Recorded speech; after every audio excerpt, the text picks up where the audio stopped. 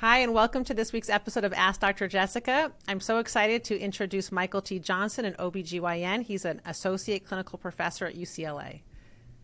How are you, Dr. Johnson? I'm very good, thank you. Happy to be here. So Dr. Johnson is a very well-known, highly respected OBGYN at UCLA. And if it's okay with you, I just thought I'd share briefly the story about how I heard about you, how I met you. Sure. I actually don't even know if I've ever told you this story. But when I was in residency, we're there 80 hours a week, and I was pregnant in my second year of residency.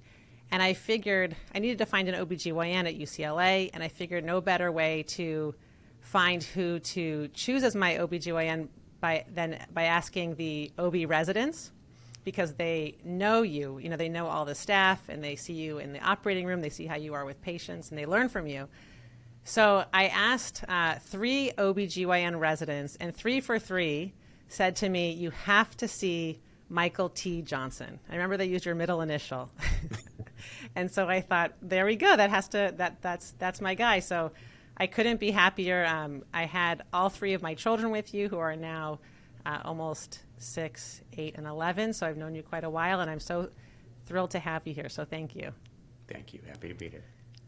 Okay, so the premise of this podcast is really to provide information to listeners and hopefully help lessen anxiety over certain topics. So when I was pregnant, you were so helpful to me. I had a lot of common concerns and worries, and you really made me feel better. So I thought I would ask you some of those questions that I had on my mind when I was pregnant. Absolutely. Okay, so starting, what do you think about eating sushi? That's something that comes up a lot, and I remember you had a great answer for me when I was pregnant. What is it that when a mom says to you, is it okay if I eat sushi when I'm pregnant, or raw fish? What thoughts do you have about that? I think one of the sad things that happens with all of the warnings that you get on the internet and from friends and family and that is that if you notice, most of the precautions are really actually about some very healthy things like exercise and lean meats, light cheeses, and sushi. To me, there's probably no better single nutritional source of a lean protein and omega-3 fatty acids than sushi or sashimi. So I've never quite understood this sort of blanket prohibition against sushi and sashimi. You've got you've even had prenatal vitamins now that they're putting supplements of DHA and EPA, which are these omega-3s that, as you know, are linked to cognitive or fetal brain development, newborn brain development. So, there are a couple of things to know. There's caveats to almost all these things, and one of them is that the large, long-lived predator fish, like I think it's shark, swordfish, big-eye tuna, not all tuna, big-eye tuna, and a couple of other tilefish, and et cetera, they live long enough and feed on other little fish that there's some concern they could consume enough mercury in their lifetime, and that if you ate too much of them, a pregnant woman could have mercury exposure. I think that's pretty unlikely, but most obstetricians will follow the guideline of maybe 3 servings a week of tuna and those species of fish. Other than that, I really don't see the concern. We're lucky enough to live in Southern California where we get very high-grade sashimi and sushi. So, there's places I probably wouldn't go and eat sushi when I'm pregnant. But for the most part, I think it's wonderful nutrition. And honestly, not many people can eat sushi more than 3 days a week. I wish I could. But so I don't see I put almost no limits at all on sushi consumption. I think it's awesome.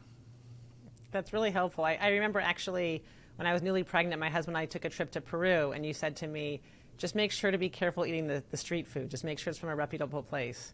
Yeah, And that holds for a lot of, the restriction also on like deli meats and the concern about listeria. I tell patients I wouldn't walk into a deli with a D on the window and get it, but at reputable places that know how to handle these things properly, I think you can feel safe, yeah. That's really great to know. So even eating deli meats, you think is okay to do? Yeah. So what doctors are talking about with a lot of these restrictions is primarily listeria. Listeria is probably the one organism that comes to mind that if a pregnant woman gets it, she may be particularly susceptible to getting very sick and it harming or causing great harm to the baby. Fortunately, Listeria is very rare.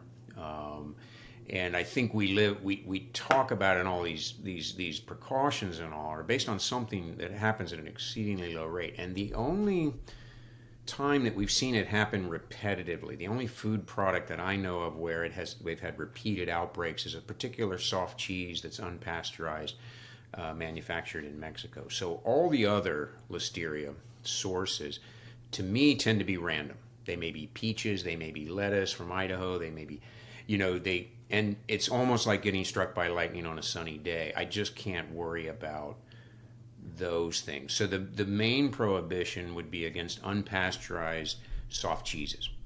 Now, my understanding is you can't legally get unpasteurized cheeses in the U.S., although some patients say sometimes at some restaurants they're offered it. I don't know. But there's nothing that says feta or any of these soft cheeses, these light cheese. In fact, I think they're healthier for you, and yet some women avoid them by putting them in that category, and that's not what they're talking about. So we do want all juices, like vegetable and fruit juices, to be pasteurized, and all dairy products to be pasteurized. And that's about all I say as far as a limit. And then with regards to deli meats, keep in mind, the delis, they buy the turkey, they slice it, and then it's sitting in a counter. And so there is some potential of a contamination in the handling. The stuff you get in the grocery has been, basically sealed, almost sterile by people in like hazmat suits in a factory. It's really safe. And so if it comes to your house and you're handling it and you're eating it there, I don't think you have to heat it up before, say, eating sliced turkey. But it doesn't hurt to heat it up because that does kill Listeria. But again, these are good things nutritionally, lean protein sources. I hate to see women avoid those because of something that is extremely rare and very unpredictable. Have you ever seen a baby get Listeria? I think I've seen Out of one curiosity. case in almost 30 years of obstetrics, and I don't know, 8,000 or 9,000 births, and I think I've seen one patient with Listeria, and the baby was fine, and she did okay. Yeah. It's Wow. quite rare. Yeah. 8,000 or 9,000 births? That's a guess. I don't keep That's I don't keep a list, but that's the best impressive. guess I come up when patients ask. Yeah.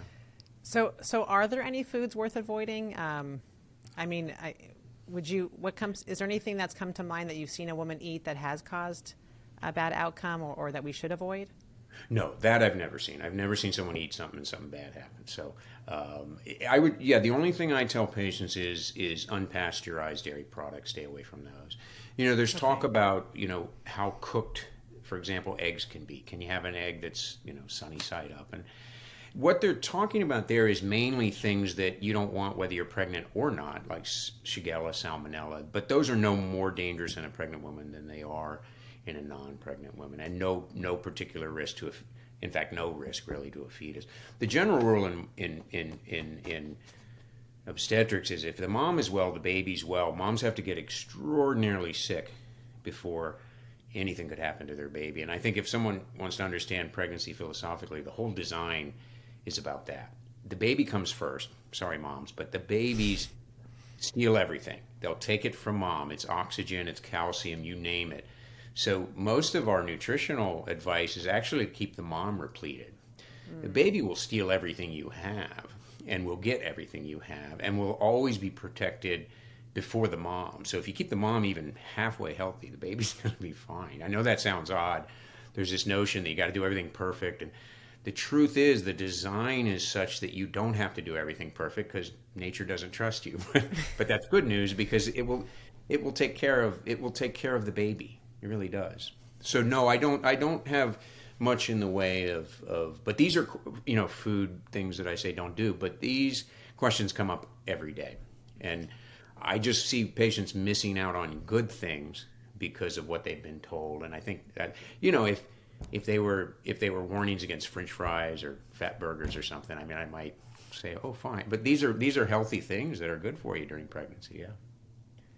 What about, so when you say the baby steals all the nutrients from the mother at the mother's expense, is that the rationale for recommending prenatal vitamins? Do you think prenatals are that necessary? What are your thoughts? I know Yeah, folic this may acid comes be up in the first trimester. some of these things may sound rogue, but I think prenatal vitamins are a pretty good, not a scam, but so here's what happens in the normal healthy diet of a.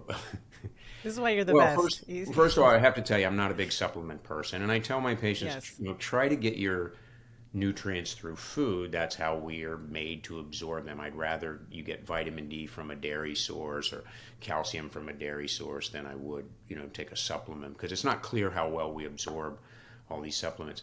In the prenatal vitamin, there are a couple semi-essential things. One is folate. A minimum intake of about 0.4 milligrams of folate is needed to help reduce the risk of spina bifida in newborns. Now, that occurs only at a very particular time in embryonic development, around 5-6 weeks or 5 weeks when the neural tube closes. It turns out a lot, if you look at labels, much of the food we eat is supplemented with folate. So flour, pasta, rice. It's almost like you'd have to have an extraordinarily odd diet not to get enough folate. So you think of a prenatal vitamin that you start, say, preconceptually, as sort of insurance in case you're somehow that one person that's not getting enough folate in your diet. But most women will, even without the vitamin, they'll have enough folate. And then if you look at what's in prenatal vitamins, the basic ones are pretty basic. They're actually less than you would compared to, say, a one a day. And that's because the one thing we want to avoid the most is too much of anything. So the things that women who are pregnant need above baseline are calcium, iron to expand their blood volume, folate in the first trimester, and then their metabolic nutrient needs are about the same as non-pregnant women. So there's nothing wrong with taking a prenatal vitamin, except they all seem to be like giant and pink and cause nausea. I don't know why, but so I don't tell patients not to take it. You can only absorb a certain amount of iron a day. So I see patients taking too much iron, and you don't want to do that in pregnancy because women are naturally prone to gastrointestinal disruption, including constipation, and iron will only make it worse because the iron you don't absorb, it goes down and messes with your colon. So I usually tell patients don't do more than just the iron in the prenatal vitamin unless they're anemic. So what about the common questions about like caffeine, alcohol, like a glass of wine in the third trimester? Do you think that's okay? Or I know it's hard to permit any kind of alcohol, but yeah, yeah. So there's different viewpoints on that. I mean, the one that's put out for common consumption is this idea that, no alcohol because we can't prove that any amount is safe. That's a little bit misleading because what we actually know from the science is that the only alcohol that can cause problems seems to be one of two things: either huge intake daily, like you would see in a patient that was, floridly alcoholic, or heavy binges lasting several days at a time in heavy binge activity. And the reason for that is to the degree that alcohol can affect a fetus, it's a neurotoxin. But it only causes problems if it's there at very high levels for long periods of time, because the way the fetal brain develops, it's very, very slow, and it's what we call plastic. It changes if there's, if it needs to, and that. So the truth of the matter, anyone who tells you they have any data that says that alcohol is a problem in amounts less than that, it isn't true. Now, it is a true statement to say they can't define what level is normal, but honestly, a glass of wine, a glass of champagne because you go to a wedding, it's really not going to harm your fetus. I'm sorry. We should put it this way, we have no data to suggest that. But we live in the good old US of A where they're not talking to you. They're talking to the person that says, oh, I can have a glass of wine. Well, maybe two is fine. Maybe a bottle is fine. You know what I mean? And so it's a trust. We have this messaging problem. We even have it now with COVID where they're talking to people to manipulate behavior as opposed to the truth in some sense. And so nobody wants to say, yeah, you could have a glass of wine. In case one leads to two bottles or... Right. I mean, they used to use alcohol to treat preterm labor, and it was miserable. Women were not happy, but they'd be on alcohol IV alcohol for weeks, and there was never any concern about the baby. So don't miss what I'm saying. It's it's that that Of disclaimer, course. talk to your doctor. And I always tell patients, if I tell you something's okay, but it makes you uncomfortable, well, of course, don't do it. But it is true, a little bit of alcohol in pregnancy has never been shown to cause any harm. I definitely felt like that. I knew that like as you're saying, a glass of wine probably wouldn't be, would not be harmful to the fetus, but I still psychologically had trouble having any bit of it just because of what I've Yeah, been and I told for think, so and long. that's why I tell patients. But if you're not even comfortable, I mean, I can't, I've been doing this a long time, and the generation before me, if a patient called and had some contractions, they literally would say, "Have a glass of wine. That'll make the contractions go away," because it can. Wow. And some of us turned out okay. That's true. And what about having a glass of coffee? Have you seen any harm Yeah. to moms or to baby from having a little bit of coffee? No, if you look back, and that's the one thing patients should know. You know this just because you do this. We are used to looking at the literature all the time. Right. And I always tell patients one study never makes me do anything. I've got to see it reproduced, I've got to see it done well. And so you can always go somewhere and find something about just about every exposure that can cause harm. What I would say is the overwhelming amount of data points to that caffeine in small to so-called moderate amounts, couple hundred milligrams a day, is entirely safe in pregnancy. You can find studies where they take, rats and they give them enough caffeine, like way above, and their little baby pups don't run through the maze as well. But they use extraordinarily high doses. In human studies, generally, most studies suggest no harm. Now, there was a recent, and this is what scares people, there was a recent review, I think a meta-analysis in 2020 that claimed that even small amounts could cause bad outcomes. But one of the common biases in those studies is that unfortunately when women have bad outcomes, they're more likely to recall everything they did. And I think that's why we have to be real careful with those retrospective studies and someone who, say, miscarries or has a bad event. I'm confident that the preponderance of data shows that small amounts of caffeine, like a cup a day, is not problematic. Yeah. What I think is interesting in the NICU and the NICU, caffeine's actually used as a treatment Right. for babies that have trouble breathing. We'll often Yeah. give a little bit of caffeine, so Yeah, caffeine's one of those odd little things that they've been trying to pin something on it for decades, and never has seemed, oddly enough, in the end. I mean, there's some people that need to avoid caffeine, but in general, it seems like it might cause harm, but it doesn't. okay. So the take-home point here is, in terms of feeding and consumption, just to be everything in moderation, to be smart about it. I think that's fair. Okay. See, the system is designed, like I mentioned at the beginning, it is designed to protect the baby. So a lot of things don't cross the placenta. The ones that do, are handled in a way where there is no harm to baby. Yeah. What about things like Tylenol, Advil, cough and cold medications, antibiotics? Have you ever seen, broadly speaking, anything mom should think about in terms of taking medications? Yeah, so, it was for years, it was real common for doctors to say, take Tylenol, it's safe. It doesn't work for much. I mean, it works for fever, a little tiny bit as an analgesic. There have been some studies, and we don't know quite what to make of them, from the Netherlands and in Europe, saying women that have high consumption of Tylenol throughout pregnancy, there is some higher incidence of like neurobehavioral things like ADD, I think, things like that. Now, what puzzles me about that is I don't have anybody that's taking Tylenol at anywhere close to the level that those studies reported. My patients, if they take a Tylenol, it's because their back hurts and they take one single dose here, and then 2 weeks later they take one. Those studies mostly they said they were heavy daily Tylenol, and so back to your point, in moderation and for occasional aches and pains or mild fever, Tylenol is going to be okay.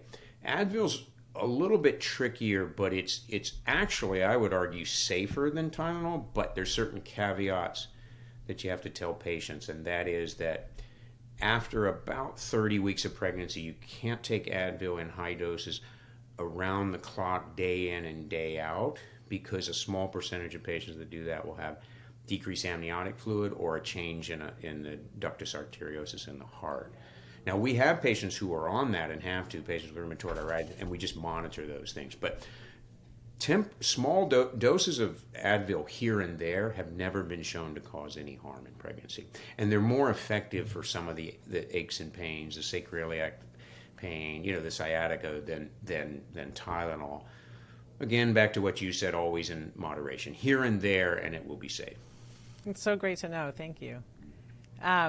Now, what about like activities that moms do? Have you ever seen exercise, for example, comes up? I know a lot of moms, they monitor their heart rate, or they don't want to exercise because they're fearful that it'll harm the baby. And I know that exercise is also helpful. It helps you recover faster. It's good for you. Do you have any limits in terms of harm to the baby or harm to the mother with concerns relating to exercise? The short answer is no, and that's based on both experience and data.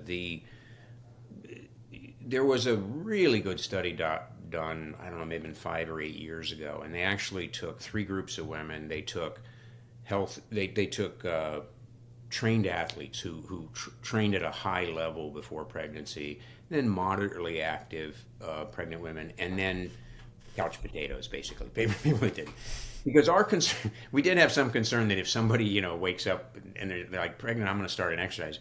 Right? We're like, well, wait, I don't know, would that steal blood flow from the baby? Well, it turns out it doesn't. So they took all 3 of these groups and they did really sophisticated monitoring of the blood flow to the baby and the baby's heart rate before, during, and after exercise. And they could find no level at which exercise at the mom, whether it was the inactive woman who was pushing herself too far or the trained athlete going max, that could harm the baby. That prior recommendation, something about keeping the heart rate under, 160 for less than 40 minutes, I believe was made up. They didn't find a threshold. They just figured, well, that's. And in fact, a couple years ago, a woman ran the 800 meters at 8 months pregnancy in I guess it was the U.S. Olympic trials. Wow. Which was awesome because she showed, yeah, you can do that. And the baby was fine. She didn't do that well because she was slowed down by the baby, but it was really great. And my runners, for example, in pregnancy, most of them, what they'll do is they'll run until it gets too uncomfortable. And yes, it usually does at some point. And I think then your body tells you, yeah, I'll move on to a different exercise. Bikram yoga, we kind of say stay away. Too hot, probably better to not do it in the heat. Okay. In terms of heat, what about jacuzzis? Do you find that women have... Is there any harm to the fetus to being in a jacuzzi that's too hot, or is there a temperature that we should think about? Generally, no. It would take an extreme event for that to cause harm. So the two potential. See, in all of these myths, there's like a kernel of truth that's sort of true, right? And then it's broadened out to be this: stay away from the jacuzzi. So in the first trimester, there would be concern, could a woman raise her body temperature high enough, her core body, that it could cause a malformation in the baby? Because that's been described in animal models. It's never been seen in humans because you'd have to get your core temperature too high. The second thing is you progress in pregnancy. All pregnant women know this, that it's incredible. You're basically a human radiator because you're radiating not only your own body's heat, but the baby's energy, and they have very high metabolic. So your tolerance, your ability to keep your core temperature down is a little limited in pregnancy. So I tell women if they do jacuzzi, try to leave at least, their maybe chest to head up so that they're able to cool, and then maybe, do it in maybe 10 to 20 minute shifts, then get out and cool off. If you do that, I'm confident you could never raise your core temperature to problematic. So the thing you would want to avoid is like, sitting in the water like this for an hour. Maybe that could hurt, but generally, The other thing I tell patients is most things are common sense. I tell patients if someone walks up to you and says you're pregnant, you can't do that. Almost definitely they're wrong and you're not, because it's pretty intuitive, and it should be pretty intuitive, right? Yes. Like I said, nature doesn't trust us. It's gonna protect the baby, no matter what you do. And don't get me wrong, I'm not saying you just go bungee jumping or play with nuclear waste, but there are limits, but no, the point, most stuff that an ordinary person says, yeah, this should be okay, right, is okay. You made me feel so good when I was pregnant with my son. I was 7 months pregnant and I got into a car accident. I was rear-ended and I was so nervous that something would happen to him. And I remember you said something about, when women are in trauma or they fall down the stairs, it's a myth that they will miscarry. Do you remember saying that, or what? Can you Well, elaborate on that? it most definitely is with miscarriage. Now, can you go somewhere and find some report that someone had trauma to the abdomen and then lost the baby? Yes, does Yes. it exist? But I can tell you, in 30 years of being on labor and delivery, a whole lot of the time, and we still do, but for decades we're even more careful. Any patient that had any trauma at all, we'd bring them into the hospital, monitor them for 24 hours, and if everything was fine, they'd go home. And in these 30 years, I've never seen one of those patients have a problem. Wow. The design of the pregnant uterus is something just hard to imagine. If this next thing is too graphic, you can edit it out. But I had a patient that was literally run over by a pickup truck twice. Twice? Yeah, her husband was the driver, which was more problematic. But at any rate, they brought her to the hospital. Wow. She literally had track marks right across the abdomen. She was 32 weeks. They asked us to deliver the baby, not because there was any problem with the baby. The baby looked great on the tracing, but they needed to repair some things. I won't get too graphic. So we delivered the baby. The baby was perfect. Oh my goodness. So and that's not to say go play under trucks, but it is to say, like, it made me that day. I was like, oh my gosh, I cannot believe that design, that it's that protective. And that's what we see in labor and delivery. The only time a baby is harmed is if a mom is in trauma that is so life-threatening, it's basically hurting her so badly the baby has to be delivered. It's almost never the baby. Now, the concern is that someone could have trauma and have placental abruption. Yes. And that's why when patients do have any significant trauma to the abdominal period, we have them come in and we monitor, but they're almost virtually always, in my experience, going to be fine. Okay. So the common question I get is, a toddler will really kick hard a mom's pregnant belly. Have you ever seen a problem from that? Never, ever happened. No, I don't know. Could it have happened somewhere on the planet? No. I think pregnancy was designed with siblings in mind. I think, and there's not a chance in the world that something, you're carrying your baby kicks or a baby jumps on you, because goodness knows, kids do that, and I've never seen, again, in all these years, that. I mean, as you're talking, I'm just thinking what a miracle the design of the woman in pregnancy is. How what a miracle to be designed in such a way to protect the baby so much.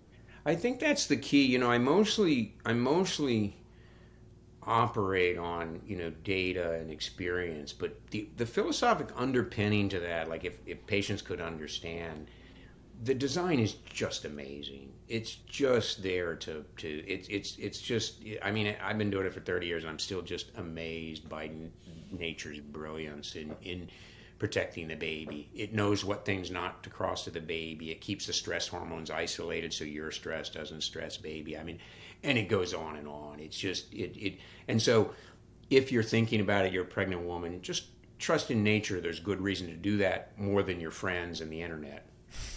That's a great message. And what about, just while this is a topic that comes up a lot that I get, what about vaccines for mothers when they're pregnant? It's recommended the COVID vaccine, the Tdap, the flu shot. Have you ever seen a mother have a bad outcome, or the fetus have a bad outcome as a result of getting vaccinated? No. So that's an easy answer. I've not Great. seen an adverse reaction or an adverse outcome for mom or baby from getting the vaccine. The common vaccines that are given and recommended in pregnancy are flu vaccine, which we've been giving for years and years, and the data is overwhelming that it is safe for mom and baby. Great. Tdap, so Tdap is now Tdap. The thing to know about Tdap is it's given for the baby. You know this. Just for your listeners, that it's given not for the moms, because most of them have been vaccinated before. If they haven't been vaccinated within 10 years, they should get it. But it's mainly to get antibodies to pass to the baby, to protect baby until you guys vaccinate them for pertussis. And when it first came out, we were very cautious because we wanted lots and lots and lots of safety data, because I think at a peak, the number of deaths from neonatal pertussis was somewhere or whooping cough was somewhere in the neighborhood of 16 out of 4 million births. So, but we have really good safety data now that they've accumulated that says Tdap in pregnancy to protect the baby in the first few months it looks entirely safe. Now, I'm in the camp of my patients' decisions are their decisions. My job is to help them with those decisions. So I am not in the camp that says everyone should get this or everyone should get that. I think you sit down and you say, you find out where your patient's at, what their worries are, what their, and you work it out and you figure out. I would never say everyone should get this, everyone should get that. I have patients that don't get the flu vaccine, and I can live with that. You can get flu during pregnancy, and some patients get really, really sick, but the vast majority don't. So if I have a patient, I'll talk to them individually, and we'll figure out what's best for them, and then I support them in what they decide, because now I know they have all the information. And so that's true of flu vaccine. That's true of Tdap. COVID is an evolving story, right? What I do say to patients is, so far, every shred of evidence we've had that has been accumulating, because they have been studying pregnant women from the get-go, including in the beginning patients who were sort of given the flu vaccine when they didn't know they were pregnant and then found to be pregnant. And so they've been monitoring it all the way. And so far, every bit of data points to its safety in pregnancy. Could that change? Yes. But so far, it looks good. So all along this pandemic, I've been sitting with patients, and I always tell them, you're juggling this risk versus this risk. Okay, you're young and you're female, and if you don't have comorbidities, your risk of a COVID-related complication is very low. But the data says your risk of a COVID vaccine is also very low. One's a little bit more unknown. So depending on where we were in the pandemic, where the risk was, what their occupation is, because I have some patients that, could stay at home and really isolate. So I'd work it out with each individual patient to find what worked for them. That's how I approach it. I think that sounds wonderful. I'm just thinking about how lucky I am that you're my doctor, and I hope everybody has a similar experience with their OBGYNs. You're very kind. It's Jessica. True. So is there anything that you can think of, and in all your years of being an OBGYN, that has actually made a difference, or any advice you could offer moms that actually, makes a big difference in terms of outcomes to their child, negative or positive? Stay off the internet. Don't talk to your friends. No. You know what it is? And don't listen to podcasts, except this. No, honestly, that's a joke, but it's sort of like almost true. Yes. Because everybody means well. Listen, your family, your friends, your coworkers, the internet, they mostly mean well, right? They're trying to help you. And we live in a society where things are better when you control everything and do everything right and all that. And pregnancy's not like that. I tell patients, like, pregnancy is the worst for a type A person, because you just got to trust and just do your thing. Eat healthy, exercise, because it gives you energy, and like you said, helps you in labor. And most of the stuff you see out there, it's just not really true. And I even say to patients sometimes, because this has always bewildered me. There's a patient. I'll have a few patients that'll come in every time. I had a friend, and this happened, and then they'll do that for 3 or 4 visits. I'm like, who are your friends? I said, I've been practicing for 30 years, right? And I could tell you a lot of bad stories, but not that many, not as many as your friend is telling you. And I've been practicing for 30 years. So there's this tendency also to tell the bad stories, I think. Right. I would agree with that 100%. Which I don't get. Do you really want to scare your friend? I think some, I guess, do. Again, I'm going to assume everybody means well because they're trying to help you, but honestly, I don't get the feeling it helps. Right. I think the best pregnancies are the one, and this is what I tell: live your healthy life, do your healthy thing, and that's a healthy pregnancy, and that's who I see doing the best. Don't overthink it, don't overdo it. Even with lactation, breastfeeding, patients they get really anxious about it, and that never helped anyone breastfeed. And we put so much pressure on them. And I wholly support breastfeeding, but not to the point of, making people feel really. And it's almost like, you got to do a bunch of classes, you got to have a lactation course, and then there's a place for those. Right. But honestly, trusting in nature and working through it, because breastfeeding is, I'm sorry, it's never easy. It's a process, like riding a bike, and then you're okay, but everybody's frustrated initially, but I think we put too much pressure on moms, and I think people think they have to go to 17 classes, and you don't. Anyhow. I couldn't agree more. I actually think, like you're saying, how it can negatively affect you. I remember being very stressed with my first child, And I read something about how the higher your cortisol levels are, it can actually delay your milk coming in. And so you're right. The more relaxed, the more you trust, I the tell better. patients, don't worry that your worrying is going to harm baby because now you're in this cycle. They've done some amazing studies on stress and pregnancy, and yes, you can find some, but they by and large say your stress doesn't go to baby, and that's one beauty of the design. A lot of the large molecules of the stress hormone, they don't cross to the baby, and nature needed that, it intended that, because I tell patients, if you think of, you know, human beings had far harder times than we have now, and there'd be widespread famine and stress in that. And if that cohort of population was messed up by that, our species would be gone. So that's why the baby always had to have the priority, because no matter what was going on in the world, we had to have healthy babies. Like this thing about sleeping on your left-hand side. I always joke that if that were true, that you could fall asleep and hurt your baby, we'd be the laughing stock of the animal kingdom, because what animal falls asleep and the baby something happens to? I mean, I know, again, it comes from a small kernel of truth, which is that if you lie on your side, you get a little bit of extra blood flow. But in practical terms, it doesn't matter at all. So there's these little things, they start out as little truths, and then Right. they become broader guidelines, and that's where they cause trouble. You're so reassuring. It's just nice to hear you explain everything. I'm so appreciative. Yeah, I sometimes wonder if a patient's going to come in and try and trick me and like ask me, can I go play with nuclear waste or something? And the answer is no. I know when to worry. I know when to worry, and and then I'll tell you, and then we'll deal with it and that. But You're no, reminding it's me. just having done it so long, I guess, right? No, definitely. It's nice. Your experience speaks volumes. So more than the friends and the internet, that's for sure. Yeah. But I actually, one last story. I remember when I with my second baby, I was driving. I had more of a distance to get to UCLA to see you, and I was worried that I would get stuck in LA traffic. And you said to me, you never really hear stories about women Yeah. pulling off to the side of the road and having their baby in their car. It somehow just seems to work out, and that made me feel Yeah. better. When I was first in practice, I admit for several years I always worried about that. Oh, are they going to make it to the hospital? Are they going to make it to the Right. hospital?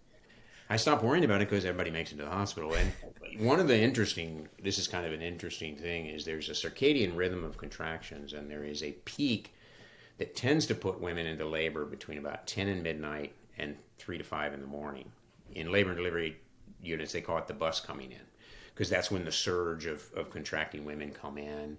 And when we have patients in the hospital or in preterm labor, that's when they surge and contract. Now, that was not for LA traffic, but it sure probably helps a little bit, because The a lot best of them driving are hours. started in the middle. But you will notice two things. One, you don't hear a lot of freeway bursts, which is good. But if you do, they're always fine, because that means the baby just came out and the fireman gave it to him and everybody was happy for the most part. So, yeah, it was a practical thing. I just stopped worrying because I think in all those years I may have had 3 people that had to divert to a closer hospital. And that's oodles of patients. And that, be 4th, 5th baby, and they stayed home too long, that And kind of thing. somehow it works out for the Yeah. vast majority. That's great. Well, thank you so much. I know you're a busy man. I appreciate your time. And I Anytime. know that anyone listening is going to feel so much the way you made me feel better when I was pregnant. I just hope it helps anybody listening out there. And I know it will. Awesome. Thanks for having me, Jessica. Thank you. Thank you.